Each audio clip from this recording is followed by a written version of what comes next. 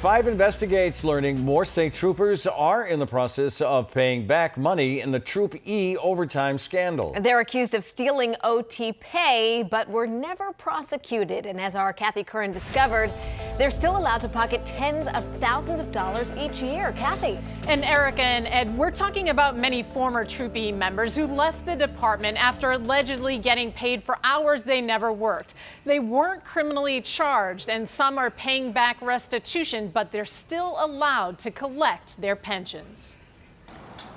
Retired State Trooper Kevin Maple wore the badge of the Massachusetts State Police for almost 26 years until he filed for retirement in the midst of the Troop E overtime scandal.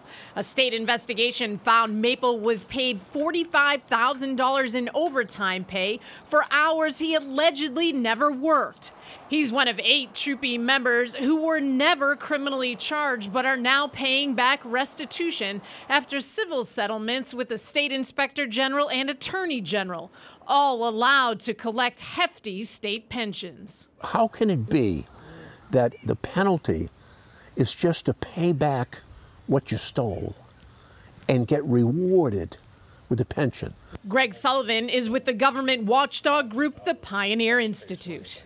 I just don't think it's enough to let a person who committed a crime, in this case a sworn police officer, to just pay the money back and walk away. Take a look at Maple's numbers alone. He paid back $45,000, but he's getting an $80,000 a year pension for the rest of his life. And he pocketed an almost $42,000 buyout on his way out the door. Troopers Kevin O'Brien and Sean Hoy weren't prosecuted either. O'Brien paid $80,000 in restitution for time not worked and is collecting a $79,000 a year pension. Hoy paid $37,000 back, his pension $88,000 a year. What type of message does that send to people in the private sector and to taxpayers? I think it just ratchets up the cynicism of the general public about government in general. It takes a lot of deliberate malice to steal $80,000 worth of the taxpayers' money, drip by drip, shift by shift. Let me be clear that today's charges are the beginning and not the end of this federal investigation. The federal investigation ended with prosecutions of only 8 of the dozens of troopers who allegedly stole overtime pay. We asked the U.S. Attorney's Office why their investigation didn't go deeper. A spokesperson responded, "We do not have any comment." The State Retirement Board can only move to take the troopers' pensions away if they were convicted of a crime directly related to their job.